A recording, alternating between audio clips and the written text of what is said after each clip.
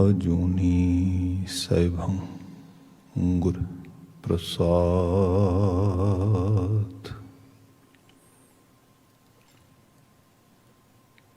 बेशुमार यथाय गणत यतुलः ज्यों बोलावो त्यों नानक दास बोले।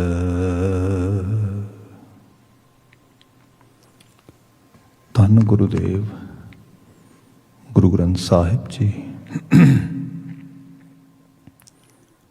गुरु पातशाह जी दी अजीम अपार बख्शिश। टलदी शाम सत्संगत दा समा असीं माण रहे हैं। अजे हुणे आप गुरबाणी कीर्तन सरवण कर रहे सी। दिसंबर महीने दे ये दिन साडे उन्हां महान शहीदां नूं, मरजीवड़ियां नूं, जिन्हां ने कौमी तवारीख दे उस सुनहरी पन्ने नूं लिखिया जिहड़ा साडे मत्थे दी असल दे विच चमक बनिया है, साडे सिर दा ताज है। साडे समुचे सिख विरासत विचों जिहड़ी श्रोमणी चीज़ उसनूं असीं उस रूप विच याद करदे हां। साकाए चमकौर साकाए सरहिंद,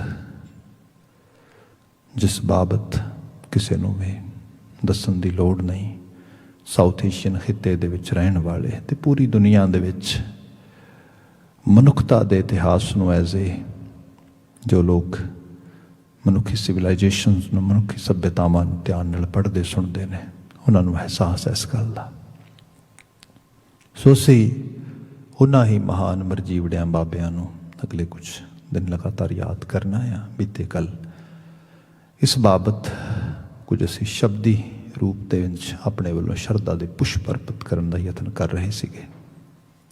अज उसे मुसलसल सिलसिले नूं अगे तोरांगे। अगेन सारे रंग होणगे, तवारीख होएगी, इतिहास गुरबाणी दा संदेश होएगा। उस इतिहास के पिछे जो एनर्जी, जो पावर, जो समर्था, जो ताकत, जो आइडियालॉजी काम करती है, उसदे बारे गल होएगी। गुरमत फलसफे दियां गहरियां तारावां जिन्हां दे विच मनुखी जज्बात, मनुखी भावनावां, हर चीज़ मौजूद आ, उहदी गल होएगी। ते नो डाउट जिहड़ी उहदी सिग्निफिकेशन है मॉडर्न कॉन्टैक्सट विच, जिवें कि किरसानी संघर्ष ते सब चीज़ां तुसीं देख रहे हो, सारे दे बाबत की बात करदे होए अगला कुछ समा असीं बतीत करांगे। मैं गुरफतेह दी सांझ दे नाल अपनी विचार प्रारंभ कर रहा हां। वाहिगुरू जी का खालसा, वाहिगुरू जी की फतेह। गुरु पातशाह की पावन बाणी का बचन है, आवन आयो सृष्ट में बिन बूझे पशु ढोर, नानक गुरमुख सो बूझे जाके भाग मथोर। बंदा धरती ते जीवन प्राप्त करता है, कुदरत उन्हें देंदी है। या इस तरह कह लो कि लाइफ इवॉल्व होती है due to some circumstances. That is actually real definition of life. उन्हां दे विच मदर नेचर जिथे लाइफ इवॉल्व करती है, उहदी होंद लियाउंदी है, उहदे नाल ही कुछ ड्यूटीज़ जिहो जे हालात होंदे ने, जिहो जे सर्कमस्टांसिस होंदे ने, वो भी अलाइन कर देंदी। वो भी नाल दी नाल कुदरत जिहड़ी है वो सानू उस वक्त कहती कि हाँ भई आ तुहाडे वास्ते अलॉटेड हैगे ने। जदों बंदा उन्हां फरजात नूं, उन्हां ड्यूटीज़ नूं मदर नेचर के ला मुताबिक सही रूप में निभाउंदा आ, तो उहदे बारे असीं बाणी शब्द पढ़दे हां, सफल जन्म हर जन को उपजो जिन कीनो सौंत विधाता। उन्हां दा जीवन सफला हो जाता। वो असल दे रूप में कह लो कि अपने फरजात नूं निभाउंदे, अपनी ड्यूटीज़ नूं निभाउंदे, अपने उस कार्यशीलता नूं जो कुदरत ने बख्शी उस जीवन के मुताबिक उन्होंने निभाउंदियां पूरा कर जाते हैं। जे कोई नहीं निभा पाउंदा ਉਸ ਬਾਬਤ ਹਾਂ ਭਾਈ ਇਹ ਹੈ, ਮਨੁੱਖਾਂ ਦੀ ਦੁਨੀਆ ਦੇ ਵਿੱਚ ਜਿਵੇਂ ਮਨੁੱਖਾਂ ਅਸੀਂ, ਤੇ ਉਸ ਮਨੁੱਖੀ ਫਰਜ਼ਾਤ ਨੂੰ, ਮਨੁੱਖੀ ਡਿਊਟੀਜ਼ ਨੂੰ ਕੋਈ ਨਹੀਂ ਨਿਭਾ ਪਾਇਆ। ਤੇ ਸਭ ਨੇ ਕਿਹਾ ਆਵਨ ਆਇਓ ਸ੍ਰਿਸ਼ਟ ਮੈਂ ਬਿਨ ਬੂਝ ਹੈ ਪਸ਼ੂ ਢੋਰ, ਜਿੰਨੇ ਵਿਚਲੀ ਗੱਲ ਨਹੀਂ ਬੁੱਝੀ ਵੀ ਜ਼ਿੰਦਗੀ ਦੇ ਜਿਸ ਸਮੇਂ, ਜਿਸ ਹਾਲਾਤ, ਜਿਸ ਮੌਕੇ 'ਚ ਅਸੀਂ ਪੈਦਾ ਹੋਏ ਹਾਂ, ਜਿਹੋ ਜਿਹੇ ਉੱਥੇ ਸਾਡੀਆਂ ਡਿਊਟੀਜ਼ ਫਰਜ਼ ਬਣਦੇ ਨੇ, ਅਸੀਂ ਅਦਾ ਨਾ ਕਰਾਂਗੇ। ਭਾਈ ਐਸਾ ਆ ਕਿ ਪਸ਼ੂ ਤੇ ਮਨੁੱਖ ਹੋਣ 'ਚ ਕੋਈ ਬਹੁਤਾ ਫਰਕ ਨਹੀਂ ਗਾ। ਸੋ ਮਨੁੱਖ ਨੂੰ ਮਨੁੱਖ ਬਣਨ ਦਾ ਅਹਿਸਾਸ ਉਦੋਂ ਹੀ ਹੈ ਜਦੋਂ ਤੱਕ ਕੰਟਰੀਬਿਊਸ਼ਨ ਇਸ ਕਾਇਨਾਤ, ਇਸ ਧਰਤੀ, ਇਸ ਸਮਾਜ, ਇਸ ਆਲੇ ਦੁਆਲੇ ਦੇ ਵਿੱਚ ਮਨੁੱਖ ਬਣ ਕੇ। ਗੁਰੂ ਸਾਹਿਬ ਨੇ ਮਨੁੱਖਤਾ ਦੇ ਵਿਕਾਸ ਲਈ, ਮਨੁੱਖਤਾ ਦੇ ਫਲਾਹ ਲਈ, ਮਨੁੱਖਤਾ ਦੇ ਭਲੇ ਲਈ, ਮਨੁੱਖਤਾ ਨੂੰ ਉਹ ਜਾਚ ਸਿਖਾਉਣ ਲਈ ਜਿਸ ਜਾਚ ਦੇ ਨਾਲ ਮਨੁੱਖੀ ਸਮਾਜ ਸਦਾ ਸਦਾ ਆਪਣੇ ਆਪ ਨੂੰ ਜਿਹੜਾ ਹੈ ਸਰਬੁਲੰਦ ਕਰ ਸਕੇ, ਚੜ੍ਹਦੀ ਕਲਾ 'ਚ ਰਹਿ ਸਕੇ, ਜੀਵਨ ਦੇ ਅਸਲ ਆਨੰਦ, ਸੁਖ ਉਸ ਸਭ ਨੂੰ ਪ੍ਰਾਪਤ ਕਰ ਸਕੇ। ਇਹ ਗੁਰੂ ਸਾਹਿਬ ਨੇ ਇੱਕ ਵੇ ਆਫ ਲਾਈਫ ਦਾ ਪੂਰਾ ਸਕੂਲ ਸਟੈਬਲਿਸ਼ ਕੀਤਾ। ਇਹਦੇ ਅੰਦਰ ਸਭ ਕੁਛ ਹੀ ਹੈ। ਇਹਦੇ ਅੰਦਰ ਜੀਵਨ ਦੀ ਰੋਜ਼ਮर्रा ਦੀ ਡੇ ਟੂ ਡੇ ਲਾਈਫ ਦੇ ਵਿੱਚ ਜਿਹੜੀਆਂ ਸਾਡੀਆਂ ਛੋਟੀਆਂ ਲੋੜਾਂ ਦੀ ਗੱਲ ਕੀਤੀ ਜਾਏ, ਜਿਵੇਂ ਤੁਸੀਂ ਖਾਣ ਪਾਣ, ਰਹਿਣ ਸਹਿਣ, ਇਹ ਲੈ ਲਓ। ਇਹਦੇ ਵਿੱਚ ਮਨੁੱਖੀ ਦੁਨੀਆ ਦੇ ਵਰਤਾਰੇ, ਜਿਹਨੂੰ ਕਹਿ ਲਓ ਕਿ ਡੀਲ ਕਿਵੇਂ ਕਰਨਾ ਹੈ, ਰਿਲੇਸ਼ਨਸ਼ਿਪ ਡੀਲਿੰਗਸ, ਹਰ ਚੀਜ਼ ਨੂੰ ਗੁਰੂ ਸਾਹਿਬ ਨੇ ਰੰਗਿਆ।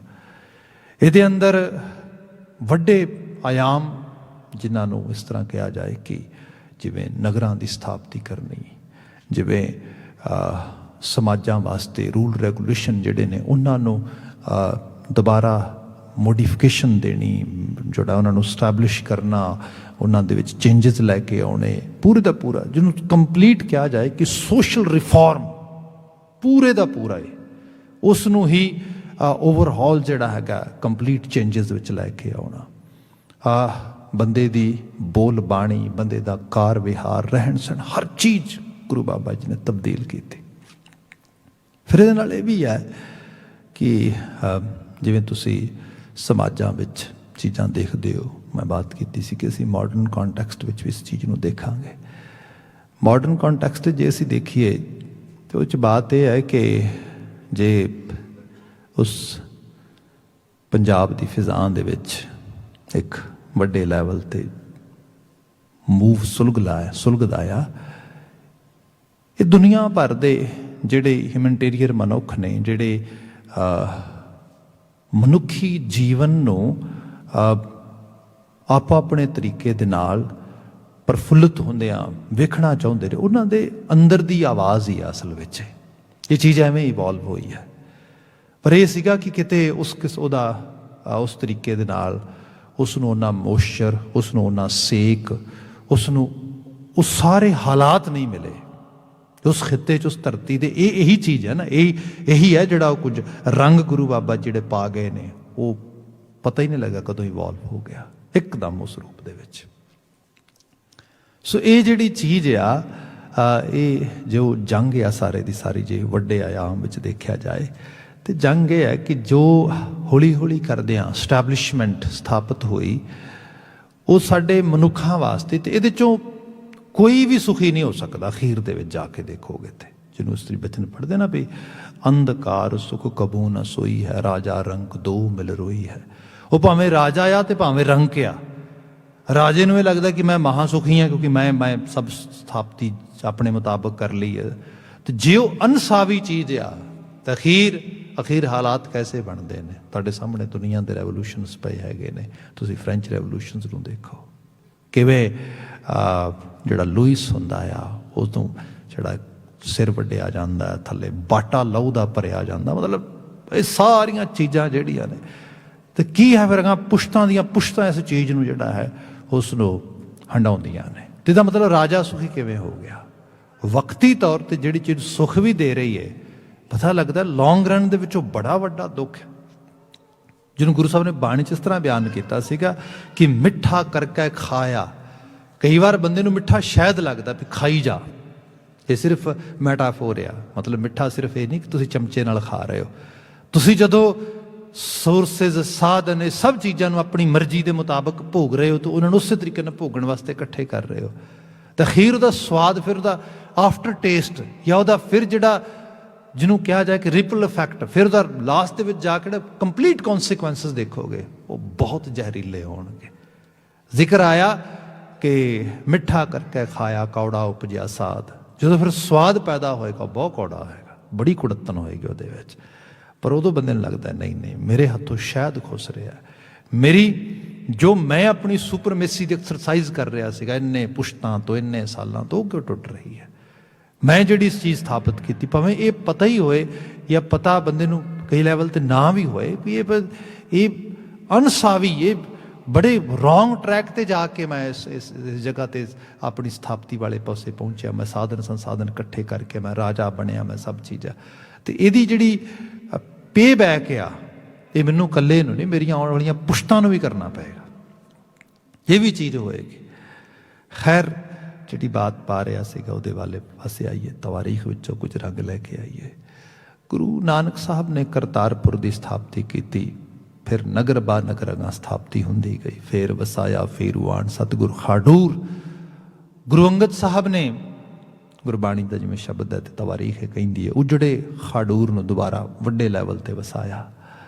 ਗੋਇੰਦਵਾਲ ਨਗਰੀ ਵਸੀ ਬੜੀ ਵੱਡੀ, ਇੱਥੋਂ ਚੱਕ ਗੁਰੂ ਕਾ ਚੱਕ ਗੁਰੂ ਰਾਮਦਾਸ ਜੋ ਅੰਮ੍ਰਿਤਸਰ ਨਗਰੀ ਬਣੀ ਬਾਅਦ ਦੇ ਵਿੱਚ, ਉਹ ਵਸਾਇਆ ਗਿਆ। ਫਿਰ ਉਸ ਤੋਂ ਬਾਅਦ ਤੇ ਤੁਸੀਂ ਦੇਖਦੇ ਹੋ ਕਿ ਇੱਕ ਵੱਡੇ ਲੈਵਲ ਤੇ ਤਰਨਤਾਰਨ ਸਾਹਿਬ ਦੀ ਲੈ ਲਓ ਬਾਤ, ਕਰਤਾਰਪੁਰ ਜਲੰਧਰ ਵਾਲੇ ਦੀ ਬਾਤ ਲੈ ਲਓ, ਫਿਰ ਨਾਲ ਨਾਲ ਵਸੇਬਾ ਹੁੰਦਾ ਗਿਆ, ਬਸਤੀਆਂ ਵਸਤੀਆਂ ਗਈਆਂ।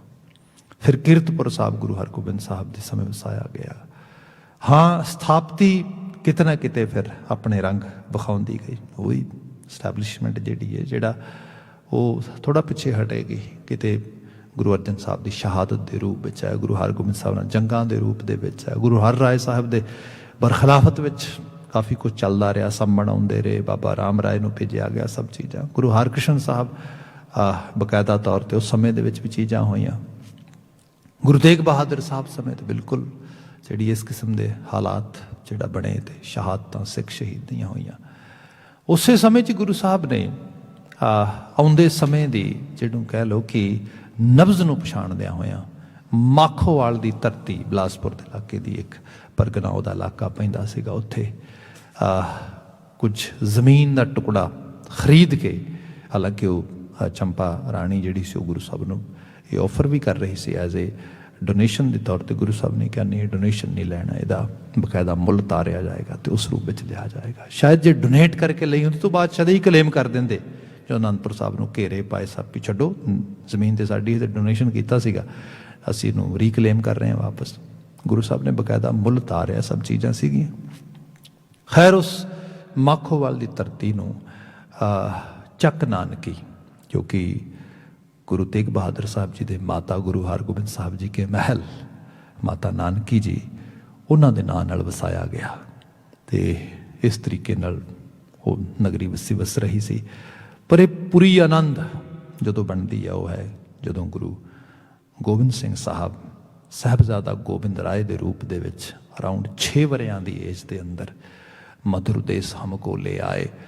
ਜਦੋਂ ਪਟਨੇ ਤੋਂ ਪਹਿਲੀ ਵਾਰ ਐਕਚੁਅਲ ਲੈਵਲ 'ਤੇ ਕਿਹਾ ਜਾਏ ਕਿ ਜਦੋਂ ਹੋਸ਼ੋ ਹਵਾਸ ਸੰਭਾਲੇ ਸੀਗੇ, ਉਸ ਦਿਨ ਤੋਂ ਲੈ ਕੇ ਅੱਜ ਪਹਿਲੀ ਵਾਰ ਆਪਣੇ ਗੁਰੂ ਪਿਤਾ ਗੁਰੂ ਤੇਗ ਬਹਾਦਰ ਸਾਹਿਬ ਜੀ ਦੇ ਦੀਦਾਰ ਪਾਉਣ ਵਾਸਤੇ ਸੰਗਤ ਦੀ ਕਤਾਰ ਵਿੱਚ ਖੜੇ ਹੋ ਕੇ ਮਾਮਾ ਕਿਰਪਾਲ ਚੰਦ ਜੋ ਬਾਅਦ ਕਿਰਪਾਲ ਸਿੰਘ ਬਣੇ, ਤੇ ਇਸ ਤਰੀਕੇ ਦੇ ਨਾਲ ਉਹ ਸਾਰੇ ਜਿਹੜਾ ਉਸ ਰੂਪ ਦੇ ਵਿੱਚ ਖੜੇ ਨੇ, ਤੇ ਉਹਨਾਂ ਦੀ ਲਾਈਨ ਦੇ ਵਿੱਚ ਹੀ ਜੋ ਮਾਤਾ ਗੁਜਰੀ ਜੀ ਉਹਨਾਂ ਦੇ ਨਾਲ ਤੇ ਆ ਕੇ ਗੁਰੂ ਤੇਗ ਬਹਾਦਰ ਸਾਹਿਬ ਨੂੰ ਨਤਮਸਤਕ ਹੁੰਦੇ। ਗੁਰੂ ਸਾਹਿਬ ਆਪਣੇ ਸਾਹਿਬਜ਼ਾਦੇ ਨੂੰ ਉਹਦਾ ਰੂਪ ਸਰੂਪ ਤੱਕਦੇ, ਉਹਦੀ ਸਾਰੀ ਸੁਡੋਲਤਾ, ਸਾਰੇ ਸਰੀਰ ਦੀ ਬਾਨੋ ਦੀ ਕਹਿ ਲਓ, ਉਹਦੀ ਫਿਜ਼ੀਕਲ ਜਿਹੜੀ ਅਪੀਅਰੈਂਸ ਸੀਗੀ, ਉਹਦਾ ਲਾਹੋ ਲਲਾਟ ਸੀਗਾ, ਸਭ ਮਾਣਦੇ। ਤੇ ਜਿਸ ਸ਼ਿੱਦਤ ਦੀ ਖਲੂਸ ਮੁਹੱਬਤ ਦੇ ਨਾਲ ਉਹ ਆਪਣੇ ਆਪ ਨੂੰ ਪੇਸ਼ ਕਰਦੇ, ਗੁਰੂ ਸਾਹਿਬ ਬੜੇ ਖੁਸ਼ਨੁਮਾ ਅਹਿਸਾਸ ਹੁੰਦੇ, ਰੰਗ ਨੂੰ ਮਾਣਦੇ। ਤੇ ਫਿਰ ਮਹਾਰਾਜ ਉਹਨਾਂ ਨੂੰ ਆਪਣੇ ਜਿਹੜਾ ਹੈਗਾ ਬਾਹਾਂ ਵਿੱਚ ਉਹਦੇ ਮੋਢਿਆਂ ਨੂੰ ਪਕੜਦੇ, ਮੱਥੇ ਨੂੰ ਆਪਣੇ ਹੋਠਾਂ ਨਾਲ ਚੁੰਮਦੇ ਤੇ ਜਿਹੜੇ ਹਪੋਲ ਜਿਹੜਾ ਉਹਨਾਂ ਦਾ ਉਸ ਰੂਪ ਵਿੱਚ ਚਿਹਰਾ ਸੀਗਾ ਉਹਦੇ ਨਾਲ ਆਪਣੇ ਉਂਗਲਾਂ ਤੇ ਅੰਗੂਠੇ ਨੂੰ ਇਸ ਤਰੀਕੇ ਨਾਲ ਲਗਾ ਕੇ ਆਪਣੇ ਉਸ ਇਤਨੇ ਪਾਕ ਪਵਿੱਤਰ ਅਲਾਹੀ ਖੂਨ ਜਿਨ੍ਹਾਂ ਨੂੰ ਸਰਬੰਸਦਾਨੀ ਹੋਣ ਦਾ ਖਿਤਾਬ ਕਾਇਨਾਤ ਵਿੱਚੋਂ ਨਵਾਜ਼ਿਸ਼ ਮਿਲਣੀ ਹੈ ਉਹਨਾਂ ਨੂੰ ਪੁੱਛਦੇ ਕਿਹਨੂੰ ਨਤਮਸਤਕ ਹੋਏ ਹੋ। ਹੁਣ ਬੇਟਾ ਇੰਨੇ ਸਮੇਂ ਬਾਅਦ ਪਿਤਾ ਦੇ ਨਾਲ ਮੁਲਾਕਾਤ ਕਰਦਾ ਆ ਤੇ ਪਿਤਾ ਇਹ ਪੁੱਛਦਾ ਹੈ ਤੇ ਜਵਾਬ ਇਹ ਮਿਲਦਾ ਆ ਗੁਰੂ ਪਿਤਾ ਨੂੰ। ਪਿਤਾ ਤੋਂ ਪਹਿਲਾਂ ਗੁਰੂ ਲਫ਼ਜ਼ ਆਉਂਦਾ ਆ। ਧੰਨ ਗੁਰੂ ਤੇਗ ਬਹਾਦਰ ਮਹਾਰਾਜ ਇੱਕਦਮ ਸਰਸ਼ਾਰ ਹੋ ਜਾਂਦੇ। ਹਕੀਕਤ ਇਹ ਹੈ ਮਾਤਾ ਗੁਜਰੀ ਜੀ ਦੇ ਆਂਚਲ ਵਿੱਚ ਉਹਨਾਂ ਦੇ ਪੱਲੇ ਵਿੱਚ ਕੈਸੀ ਅਧਿਆਤਮੀ ਮਮਤਾ ਹੋਏਗੀ। ਮਤਲਬ ਜੇ ਆਪਣੇ ਬੇਟੇ ਨੂੰ ਪਾਲਿਆ ਤੇ ਕਿਵੇਂ ਪਾਲਿਆ, ਜੇ ਉਸ ਬੇਟੇ ਦੇ ਬੇਟਿਆਂ ਨੂੰ ਪਾਲਿਆ ਤੇ ਕਿਵੇਂ ਪਾਲਿਆ। ਮਤਲਬ ਸਦਕੇ ਜਾਈਏ।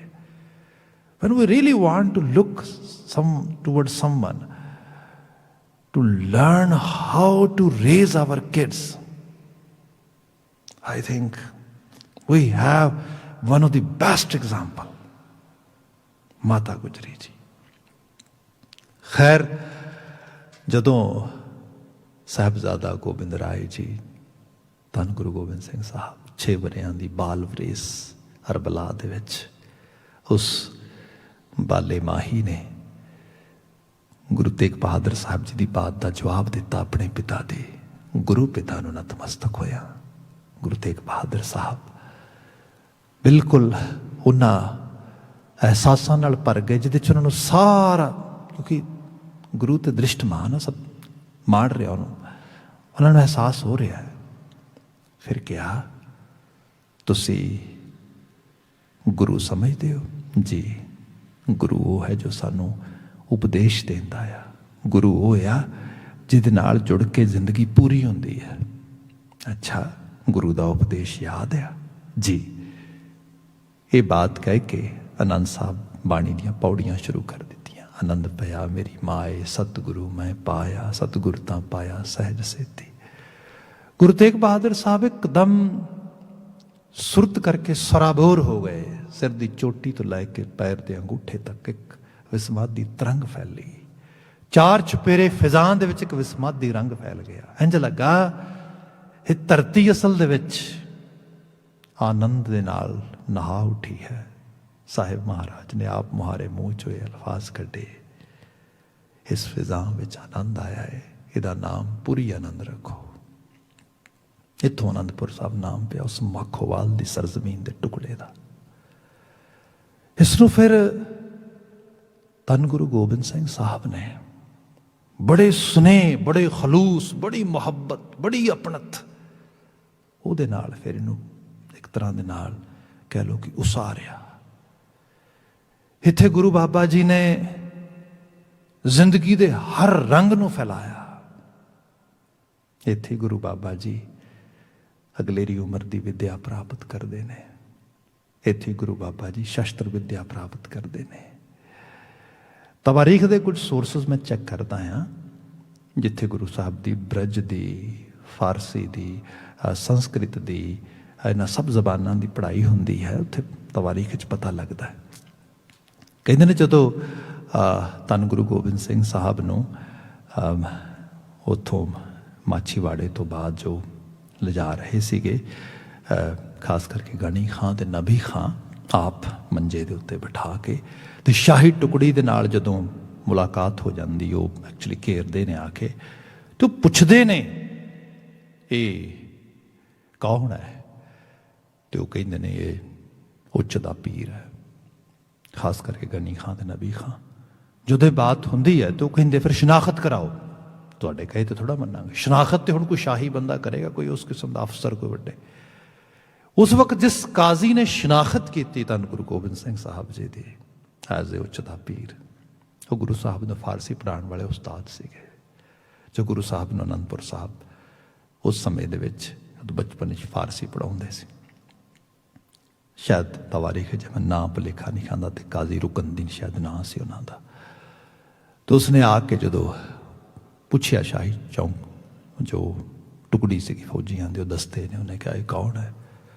तो गुरु गोबिंद सिंह साहब की एकदम चेहरे वाल वेख के उन्हें खुदा का शुक्र किया, क्योंकि वो 4 चफेरे फैल रहा ਸੀ ना कि आनंदपुर साहब उजड़ गया, सब चीज़ां हो गई। उसने एकदम सिजदे दे विच अपने हाथ चुके तो कहते कौन है? एक सिपाही होर आवाज़ दे के कहता इनू कहते ने उच्च दा पीर है। काजी की जबान तो एकदम निकलता है, वो कहता है बिल्कुल सुभान अल्लाह, कहता वाकया ची ਇਹਦਾ ਨਾਂ ਹੀ ਉੱਚ ਦਾ ਪੀਰ ਹੈ। ਸ਼ਨਾਖਤ ਕੀਤੀ ਉੱਚ ਦਾ ਪੀਰ। ਐਕਚੁਅਲ ਲੈਵਲ ਤੇ ਕਾਜ਼ੀ ਇਹ ਕਹਿੰਦਾ ਜੇ ਇਹ ਉੱਚਾ ਪੀਰ ਨਹੀਂ ਤੇ ਹੋਰ ਕੌਣ? ਇਸ ਤੋਂ ਉੱਚਾ ਪੀਰ ਕੋਈ ਨਹੀਂਗਾ। ਮੈਂ ਬਾਤ ਪਾਵਾਂਗਾ ਹਕੀਮ ਅੱਲਾ ਯਾਰ ਖਾਨ ਜੋਗੀ, ਜਿਵੇਂ ਸਮੇਂ ਨੇ ਅਲਾਓ ਕੀਤਾ कि किस शान का रुतबा तेरा अल्लाह गनी है, मस्कीन गरीबों में दलेरों में जरी हैं, अंगद है अमरदास हैं, अर्जन भी तू ही है, नानक से लेकर तेग बहादुर तू सभी है। तीर्थ नहीं कोई रुए रोशन के बराबर, दर्शन तेरा 10 गुरुओं के दर्शन के बराबर। गुरु गोबिंद सिंह साहब जिवें टाइम अलाउ करेगा will continue the all these actually discussions, पर जिहड़ी बात मैं शुरुआत विच कर रहा सी, धन गुरु गोबिंद सिंह साहब उन्होंने नगरी जिवें जिवें आप उन्होंने जिंदगी प्रवास भरती है, तिवें तिवें नगरी प्रवास भर रही है। उत्थे ही साहिब महाराज ने फरियादी बन के आए उस कश्मीर की धरती तो ब्राह्मण जिन्हां दी कोई किरपाल दत्त दी उस डेलीगेशन उस उहदी अगवाई दे विच आके कहते हैं कि दुखी है बिपर जो चल के आए, पूरी आनंद बाँ हमारी पकड़िया, गुरु हर गोबिंद के चंद। धन गुरु गोबिंद सिंह महाराज साहिबजादा गोबिंद राय के रूप में उन्होंने बाँ फड़ते हैं। जिहड़ा निमाणिया नूं माण, निताणिया नूं ताण, न्योटिया नूं ओट वाली बात है सिक्खी दे घर दे विच, जिन्हां नूं समटाइम पीपल आस्क असीं निशान साहब इन्ना उच्चा क्यों लगाया? मैं दी बात भी जो समा लगा जिमें जिमें टाइम अलाउ करेगा बात पावांगा। ये निशान साहब ये एक्चुअल लेवल ते निशान है जिहदी कोई बांह नहीं फड़दा, इत्थे फड़ी जाएगी आके। You know again I would like to actually comment on it. अज भी बात हो रही है, लोग कई बार सोच रहे हैं साउथ एशियन खिते दे विच, मैं पूरे खिते की बात कर रहा, पूरे खिते की होनी ही असल दे विच जिहो जी स्थापति उत्थे बन गई है, एक लुट दा मॉडल स्थापित कर दिता गया आ उन्हां लोकां नूं जिन्हां दियां जड़ां दे विच रूहानी ते अध्यात्मक मैसेजेस पए ने, जिन्हां दे अज भी इहो जी जिहड़ा है चीज़ां नूं पढ़ना सुनना उन्हां दे जीवन दा एक वड्डा हिस्सा आ। फिर लोग कहते हिपोक्रेसी नहीं तो होर की है भाई? हिपोक्रेसी उस लुट दे मॉडल ने बना दी, जिहड़ा मॉडल अडॉप्ट कर लिया गया। तो सारे दे खिलाफ जी आवाज़ उठी तो आवाज़ वो पंजाब की फिजा तो उठ रही है। ये की है एक्चुअल लेवल ते? ये सच्चाई ये है कि उस जुल्मो गारत के खिलाफ जिहदी कोई बांह ना फड़े उहदी बांह फड़े गुरु ते करतारी हुक्म ने क्या गुरु ते गुरु दे वरसाए। ये रूप जिहड़ा आ उत्थे ही आनंदपुर साहब की धरती ते गुरु साहब ने फरियादियां की बांह फड़ी। तो ये सच्चाई है। क्या असी देखते हैं गुरु तेग बहादुर साहब त्याग की मूर्ति ने। गुरु तेग बहादुर साहब एक ऐसी जिन्हां दी क्या जाए कि उन्हां दी कुर्बानी दा धरती ते कोई कंपैरिजन नहीं मिल सकता। तो सच्चाई ये है जी उन्होंने इस धरती नूं एक औलाद भी बख्शी। मतलब एक रंग मैं सूफियां चो ऐड कर देना नाल, जिवें एक जगह ते बड़ी कमाल की बात है, शायद रूमी दी है लिखी हुई। वो कहता है कि सिख सादी की बात एक्चुअल लेवल पर शायद गुलिस्तान च होंदी है। तो होंदी है कि वो कहते ने कोई सज्जन आया वो कोल तो कहता है सादी सोसाइटी च बड़ा पैसा कमाया है, बड़ा नाम कमाया है, बहुत कुछ बना लिया है। Now I have a thought I really want to pay back to society, so please suggest me what to do, what is the actually best work for society, which actually can be very useful for at a huge level of humanity, society ਦੇ ਵਿੱਚ। ਉਹ ਕਹਿੰਦਾ ਕੀ ਕਰਨਾ ਚਾਹੁੰਦਾ, ਕਹਿੰਦਾ ਦੱਸੋ ਕੁਛ ਜਿਹੋ ਜਿਹਾ ਸੁਜੈਸ਼ਨ ਤੁਸੀਂ ਦਿਓਗੇ। ਉਹ ਫਿਰ ਹੋਇਆ ਇਹ ਕਿ वो कोई कहता धर्मशाला च कमरा बना दे, कोई कहता किते खूह पचवा दे, कोई कुछ। सादी चुप रहिंदा। काफ़ी देर बाद वो कहता गल ये है वाकई च कुछ मनुखता तो वापस देना चाहुंदा, पे बैक करना चाहुंदा है। कहता हाँ पे बैक करना चाहुंदा। कहता फिर एक काम कर, चंगी औलाद पाल के सोसाइटी नूं वापस दे, इस तो वड्डा कंट्रीब्यूशन सोसाइटी च कोई होर नहीं हैगा। इस समाज के विहड़े च इहो जे फुੱਲ लगा, जदों हवा चले वो फुੱਲ महकण, खुशबूआं वंडण। जदों खुशबूआं वंडण लोग पुछण इन्हां फुੱਲਾਂ ਦਾ माली कौन सीगा।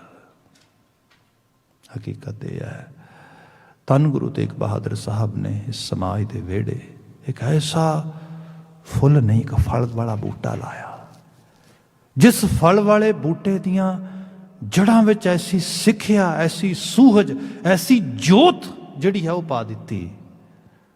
उन्होंने अज तक जिन्ने फल लगते ने वो फल इन्ने मिठे ने, मानवता उन्होंने खांदी है तो जय जयकार करती है। जिहड़ी बात है ना गुरु तेग बहादुर साहब की शहादत ते भी कही जाती, जिहड़ा असीं लिटरेचर का सोर्स पढ़ते हैं कि ठीकर फोर दिली सिर प्रभु पियो प्यान, तेग बहादुर सी क्रिया करी न किन्हू आन। तेग बहादुर वर्गी क्रिया वाकई च किसी ने नहीं की। तेग बहादुर के जलत भयो जगत को शोक है सब जग भयो, जय जय जय सुरलोक, जय जय सुरलोक अज भी हो रही है। अज भी जो असीं याद करते हैं उसे गुरु के पोतरिਆਂ ਨੂੰ, उसे गुरु के पुत्र ਨੂੰ, उसे गुरु के परिवार ਨੂੰ, ਤੇ ਈਵਨ ਅਸੀਂ ਸਾਰੇ ਉਹਦਾ ਹਿੱਸਾ ਬਣਦੇ ਹਾਂ। ਲੋਕੀ ਪੁੱਛਦੇ ਨੇ ਕੌਣ ਹੋ ਤੁਸੀਂ? ਅਸੀਂ ਗੁਰੂ ਗੋਬਿੰਦ ਸਿੰਘ ਸਾਹਿਬ ਦੀਆਂ ਔਲਾਦਾਂ, ਕਿਉਂਕਿ ਪਿਤਾ ਸਾਡਾ ਗੁਰੂ ਗੋਬਿੰਦ ਸਿੰਘ ਸਾਹਿਬ ਹੈ। ਅਸਲ ਸਾਡੇ ਤੇ ਨੇਸ਼ਨ ਦਾ ਬਿਲਡ ਕਰਨ ਵਾਲਾ ਉਹ ਹੈ ਨਾ ਗੁਰੂ ਗੋਬਿੰਦ ਸਿੰਘ ਸਾਹਿਬ। ਇਹ ਹੈ ਸਿੱਖ ਨੇਸ਼ਨ ਦੀ ਐਕਚੁਅਲੀ ਪਹਿਚਾਨ। ਖੈਰ ਜਿਹੜੀ ਬਾਤ ਕਰ ਰਿਹਾ ਸੀਗਾ, ਸਾਹਿਬ ਮਹਾਰਾਜ ਨੇ ਉਸ आनंदपुर साहब की धरती ते धन गुरु गोबिंद सिंह साहब ने जो सब तो ज़्यादा 8-9 वरे की अरबला दे विच बच्चे लई माँ बाप सब कुछ ही होंदे ने, रब ही होंदे ने कह लो। तो उन्हां दा यही हुंदा है कि जिन्ना हो सके मैं अपने माँ बाप के आगोश च रहा, इन्हां नूं अपना के रखा। यही समा सीगा जदों साहिब गुरु गोबिंद सिंह साहिब ने साहिबजादे के रूप में अपने पिता नूं तोरिया आनंदपुर साहब तो। जो आनंदपुर साहब है इत्थे शहादत दे, इत्थे कुर्बानी दे, इत्थे बलिदान दे एक नवे रंग लिखने शुरू किए। फिर इत्थे धन गुरु गोबिंद सिंह साहब गुरता गद्दी नासीन होंदे ने, गुड़ा है उन्होंने 10वें नानक के रूप दे विच याद किया जाता है। फिर इत्थे साहिब उस ड्यूटी नूं निभाउंदे ने। आउंदे समय की लोड़ नूं भापदियां होइयां इत्थे फिर साहिब महाराज उस कौमी प्रवास के रंग नूं भरना शुरू करते हैं, जिहदे च हर रंग आ, जिहदे च बहादरी है, जिहदे च दलेरी है, जिहदे च सूरम गति है, जिहदे च सैल्फलैस मतलब ये निष्कामता की इंतहा आ, जिहड़ी हर रंग नूं इत्थे फिर भरिया जाता है। इत्थे गुरु साहब फिर एक एक करके जिवें जिवें समा अपनी चाचे तुरदा आ उसारियां शुरू करते हैं। इत्थे गुरु बाबा जी फिर किले बनाउंदे ने, किते आनंदगढ़ बनता है, किते लोहगढ़ बनता है, किते निर्मोहगढ़ बनता है, किते फतेहगढ़ बनता है, किते केसगढ़ बनता है। तुसीं देखो कैसे गढ़ उसारे जा रहे हैं। ये असल रूप ये है कि गुरु बाबा जी धरती की सारी सिविलाइजेशन दे एक नैक्सट चैप्टर उत्थे जिहड़ा हैगा उन्होंने लिख रहे हैं। उत्थे जे असी पिछोकड़ च देखांगे ना तो 2-3-4 पुश्तां पिछे चले जाओगे तो साडे बहुतियां दा जिहड़ा पिछोकड़ आ वो बड़ा ब्राह्मणी वंड मुताबक जिवें उन्होंने समाज बनाया सीगा। डेफिनेटली शूद्रां अछूतां नीवियां ते बड़े अधनियां लोकां विचों आएगा। पर जिवें जिवें तुसी गुरु साहब दी उस कमाले करामात नूं देखदे हो, उन्हां दी उस पारस कला नूं देखदे हो, सिੱਖੀ ਦੇ ਵਿਹੜੇ ਦੇ ਵਿੱਚ ਜਿਵੇਂ ਜਿਵੇਂ ਸਾਡੀ ਆਮਦ ਹੁੰਦੀ ਹੈ ਸਿੱਖੀ ਦੇ ਉਸ ਛਤਰ ਛਾਇਆ ਦੇ ਵਿੱਚ ਅੱਜ ਅਸੀਂ ਜ਼ਿੰਦਗੀ ਦੇ ਉਸ ਰੰਗ ਨੂੰ ਮਾਣ ਰਹੇ ਹਾਂ ਜਿੱਥੇ ਸਾਡੀ ਸਰਬ ਰੂਪ ਦੇ ਵਿੱਚ ਇੱਜ਼ਤ ਸਰਬ ਰੂਪ ਦੇ ਵਿੱਚ ਸਾਡੀ ਹੋਂਦ ਦੀ ਜਿਹੜੀ ਹੈ ਉਹ ਸਾਰੀ ਪ੍ਰੈਜ਼ੈਂਸ ਇਗਨੋਰ ਹੀ ਨਹੀਂ ਕੀਤਾ ਜਾ ਸਕਦਾ। ਸੋ ਇਹ ਰੂਪ ਆ। ਕਈ ਵਾਰ ਅਸੀਂ ਇਹ ਵੀ ਸੋਚਦੇ ਜਿਹੜੇ ਅਸੀਂ ਬੜੇ ਮੁਖਰ ਹੋ ਕੇ ਬੜੇ ਉੱਚੀ ਆਵਾਜ਼ ਕਰਕੇ ਅਸੀਂ ਆਪਣਾ ਆਪਾ ਜਤਾਉਣਾ ਚਾਹੁੰਦੇ ਹੈਗੇ ਆ, ਭਾਵੇਂ ਉਹ ਨਾਅਰੇ ਲਗਾ ਕੇ, ਭਾਵੇਂ ਉਹ ਜੈਕਾਰੇ ਲਗਾ ਕੇ ਉਸ ਰੂਪ ਦੇ ਵਿੱਚ। ਮੈਂ ਤੇ ਹੱਥ ਜੋੜ ਕੇ ਬੇਨਤੀ ਕਰਦਾ, ਸਿੱਖ ਆਪਣੇ ਆਪ ਵਿੱਚ ਹੀ ਬੜਾ ਵੱਡਾ ਰੂਪ ਆ। ਇਹਦੀ ਦਸਤਾਰ ਸਿਰ ਤੇ ਬੱਝੀ ਹੈ, ਵੱਖਰਾ ਰੂਪ ਹੈ। ਜਿੱਥੇ ਜਾਓਗੇ ਬਿਨਾਂ ਬੋਲੇ ਹੀ ਪਛਾਣੇ ਜਾਓਗੇ ਸਿੱਖ ਹੋ। ਜੋ ਕੰਮ ਕਰੋਗੇ ਦੂਰੋਂ ਦੱਸੇਗਾ ਸਿੱਖ ਕਰ ਰਿਹਾ ਹੈਗਾ। ਮੈਂ ਕਹਿ ਕਿਆ ਇਹ ਗੁਰੂ ਸਾਹਿਬ ਦੀ ਨਵਾਜ਼ਿਸ਼ ਉਸ ਰੂਪ ਦੇ ਵਿੱਚ। ਉੱਥੇ ਗੁਰੂ ਸਾਹਿਬ ਨੇ ਸਭ ਰੂਪ ਜਿਹੜੇ ਬਿਆਨ ਕੀਤੇ, ਕਿਲਿਆਂ ਦੀ ਉਹ ਸਾਰੀ ਸਭ ਚੀਜ਼ਾਂ ਕੀਤੀਆਂ। ਫਿਰ ਇਹ ਹੈ ਜਿਵੇਂ ਪ੍ਰਾਰੰਭਤਾ ਕੀਤੀ ਸੀ ਕਿ ਸਟੈਬਲਿਸ਼ਮੈਂਟ ਫਿਰ ਛੱਡਦੀ ਥੋੜ੍ਹਾ ਆ, ਫਿਰ ਉਹ ਕੂੜ ਜਿਹੜਾ ਆ ਉਹ ਫਿਰ ਵਾਪਸੀ ਕਰਦਾ ਆ ਅਤੇ ਉਹ ਚੜ੍ਹ ਕੇ ਆਉਂਦਾ ਆ। ਪਹਿਲਾਂ ਪਹਾੜੀ, ਭਾਵੇਂ ਉਹ ਜਮੇਰ ਚੰਦ ਸੀਗਾ ਜਾਂ ਹੋਰ ਉਹਦੇ ਜਿਹੜੇ ਰਾਜੇ ਸੀਗੇ, ਉਹ ਆ ਰਹੇ ਨੇ ਸਾਰੇ ਵਕਤ ਬਾ ਵਕਤ ਗੁਰੂ ਸਾਹਿਬ ਦੇ ਨਾਲ ਉਹਨਾਂ ਦੀਆਂ ਜਿਹੜੀਆਂ ਨੇ ਛੋਟੀਆਂ ਛੋਟੀਆਂ ਟੁਕੜੀਆਂ ਲੜਦੀਆਂ ਆ ਕੇ ਜੰਗਾਂ ਹੁੰਦੀਆਂ। ਫਿਰ ਹੌਲੀ ਹੌਲੀ ਕਰਦਿਆਂ ਅਰਾਊਂਡ 1704 ਹੁੰਦਿਆਂ ਕੋਈ ਕਹਿ ਲਓ ਕਿ ਮਾਰਚ ਅਪ੍ਰੈਲ ਤੱਕ ਉਹ ਫਿਰ ਘੇਰਾ ਪਾਉਣਾ ਸ਼ੁਰੂ ਕਰਦੇ ਨੇ। ਉਹ ਫਿਰ ਘੇਰੇ ਦਾ ਆਕਾਰ ਲਗਾਤਾਰ ਵਧਾਉਂਦੇ ਨੇ। ਗੁਰੂ ਮਹਾਰਾਜ ਆਪਣੇ ਸੋਰਸਸ ਦੇ ਮੁਤਾਬਕ ਉਹਨਾਂ ਦੇ ਨਾਲ ਲਗਾਤਾਰ ਜੰਗ ਕਰਦੇ, ਲੜਦੇ। ਉਸ ਯੋਧਿਆਂ ਦੇ ਰੰਗ ਨੂੰ ਵਿਖਾ ਕੇ ਗੁਰੂ ਬਾਬਾ ਜੀ ਬਹਾਦਰੀ ਦੀਆਂ ਨਵੇਂ ਚੈਪਟਰਸ ਉੱਥੇ ਜਿਹੜੇ ਨੇ ਉਹ ਲਿਖੇ ਜਾਂਦੇ। ਅਖੀਰ ਹਾਲਾਤ ਇਹ ਬਣਦੇ ਕਿ ਉਹ ਸ਼ਾਹੀ ਫੌਜਾਂ ਨੂੰ, ਕਿਉਂਕਿ ਔਰੰਗਜ਼ੇਬ ਨੂੰ ਚੁੱਕਿਆ ਜਾਂਦਾ, ਉਹਦੀਆਂ ਖਤਮ ਬਖੋਖਤ ਹੁੰਦੀ ਉਸ ਤਰੀਕੇ ਨਾਲ ਲਾਹੌਰ ਤੋਂ ਜਿਹੜਾ ਇੱਧਰੋਂ ਖਾਸ ਕਰਕੇ ਸਰਹਿੰਦ ਤੋਂ ਫਿਰ ਆਲਾ ਦੁਆਲਾ ਸਾਰਾ ਰੰਗੜ, ਰਾਜਪੂਤ, ਪਠਾਨ ਸਾਰਾ ਫਿਰ ਮੁਲਖਈਆ। ਅਖੀਰ ਅਨੰਦਪੁਰ ਸਾਹਿਬ ਦੇ ਕਿਲੇ ਦੀ ਘੇਰਾਬੰਦੀ ਕਰਦਿਆਂ ਗੁਰੂ ਸਾਹਿਬ ਅਖੀਰ ਦੇ ਵਿੱਚ ਚਾਰੇ ਕਿਲੇ ਵੀ ਰਹਿ ਜਾਂਦੇ। ਸਿਰਫ ਆਨੰਦਗੜ੍ਹ ਦੇ ਵਿੱਚ ਗੁਰੂ ਸਾਹਿਬ ਦੀ ਫਿਰ ਜਿਹੜਾ ਹੈ ਉੱਥੋਂ ਤੱਕ ਹੀ, ਉੱਥੇ ਸਾਰੀ ਜਿੰਨੀ ਕੁ ਉਹਨਾਂ ਕੋਲ ਨਫਰੀ ਹੁੰਦੀ ਹੈ ਸਿੱਖਾਂ ਦੀ, ਉਹਨੂੰ ਲੈ ਕੇ ਉਹ ਉੱਥੇ ਰਹਿੰਦੇ। ਉਸ ਤੋਂ ਬਾਅਦ ਫਿਰ ਸਮਾਂ ਆਉਂਦਾ, ਜਿਵੇਂ ਤਵਾਰੀਖ ਵਿੱਚ ਕਹਿੰਦੇ ਨੇ, ਕੁਝ ਡੇਟਾਂ 'ਚ ਵੈਰੀ ਕਰਦੀਆਂ ਨੇ, ਜਿਵੇਂ ਕੱਲ੍ਹ ਵੀ ਕੋਈ ਸੱਜਣ ਕਹਿ ਰਹੇ ਸੀਗੇ। There are actually different kind of dates. Some are saying ਜਿਹੜਾ ਆ 1704 ਦੇ ਵਿੱਚ 5-6 ਦਸੰਬਰ ਦੀ ਗੱਲ ਹੁੰਦੀ ਹੈ, ਕੁਝ ਕਹਿੰਦੇ ਨਹੀਂ। ਉਸ ਤੋਂ ਬਾਅਦ ਜਿਹੜਾ ਆ 19-20-21 ਦੀ ਡੇਟ ਹੁੰਦੀ ਹੈ। ਸੋ ਇਹ 19-20-21 ਵਾਲੀ ਡੇਟ ਜਿਹੜੀ ਹੈ ਜ਼ਿਆਦਾ ਸਾਨੂੰ ਕਾਰਗਰ ਲੱਗਦੀ ਹੈ। ਖੈਰ, ਇੱਥੇ ਸਭ ਇਹ ਚੀਜ਼ਾਂ ਇਸ ਰੂਪ ਵਿੱਚ ਹੁੰਦੀਆਂ। ਮੈਂ ਆਉਂਦੇ ਕੱਲ੍ਹ ਇੱਥੋਂ ਹੀ ਬਾਤ ਪਾਵਾਂਗਾ, ਪਰ ਇੱਕ ਛੋਟਾ ਜਿਹਾ ਰੰਗ ਵੇਰਵੇ ਨਾਲ ਦਿੰਦਿਆਂ ਹੋਇਆ ਸਮਾਪਤੀ ਕਰ ਦੇਣਾ। ਉਹਦੇ 'ਚ ਇਹ ਹੈ ਕਿ ਜਦੋਂ ਗੁਰੂ ਸਾਹਿਬ ਇਹ ਕਿਲ੍ਹਾ ਛੱਡ ਦਿੰਦੇ ਨੇ, ਛੱਡਿਆ ਕਿਵੇਂ, ਇਹਦੇ ਬਾਰੇ ਵਿਸਥਾਰ 'ਚ ਜਿਵੇਂ ਸਮਾਂ ਲਾਓ ਕਰੇ ਕੱਲ੍ਹ ਬਾਤ ਕਰਾਂਗਾ। ਫਿਰ ਸਰਸਾ ਦਰਿਆ ਦੇ ਕੰਢੇ ਜਾਂਦੇ ਅਤੇ ਉੱਥੇ ਕੰਢੇ ਜਾ ਕੇ ਆਸਾ ਦੀ ਵਾਰ ਦਾ ਕੀਰਤਨ ਹੁੰਦਾ। ਫਿਰ ਦਰਿਆ ਕ੍ਰੋਸ ਕਰਦੇ। ਹਕੀਮ ਅੱਲਾ ਯਾਰ ਖਾਂ ਜੋਗੀ ਜੀ ਦੇ ਬਾਤ ਪਾਉਂਦਿਆਂ ਹੋਇਆਂ ਸਮਾਪਨ ਕਰਦਾ। ਉਹ ਕਹਿੰਦਾ ਕਿ ਜਿਵੇਂ ਹੀ ਚੜ੍ਹਦੀ ਸਵੇਰ ਦੇ ਨਾਲ ਗੁਰੂ ਸਾਹਿਬ ਦੇ ਸਿੱਖ ਦਰਿਆ ਕ੍ਰੋਸ ਕਰ ਰਹੇ ਨੇ ਉੱਥੋਂ, ਤੇ ਕ੍ਰੋਸ ਕਰਦੇ ਹੋਏ ਦਰਿਆ ਘੋੜਿਆਂ ਦੀਆਂ ਕਾਠੀਆਂ ਤੇ ਬੈਠੇ ਹੋਏ ਪਿੱਛੇ ਨੂੰ ਇਸ ਤਰੀਕੇ ਦੇ ਨਾਲ ਮੂੰਹ ਮੋੜ ਕੇ ਦਰਿਆ ਵੱਲ ਦੇਖਦੇ ਨੇ। तो कहता कि दूर से दरिया के किनारे नजर आए, दूरों दरिया के कंढे दिसते ने, सरसा में डूबे हुए प्यारे नजर आए।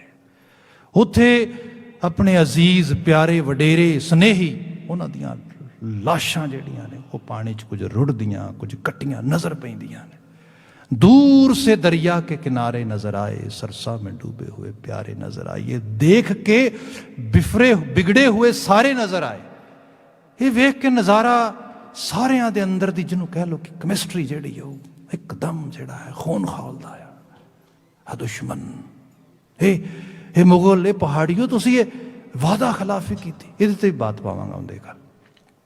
खैर वो कहता है दूर से दरिया के किनारे नजर आए, सरसा में डूबे हुए प्यारे नजर आए। ये देख के बिगड़े हुए सारे नजर आए, बिफरे हुए गुरु के दुलारे नजर आए।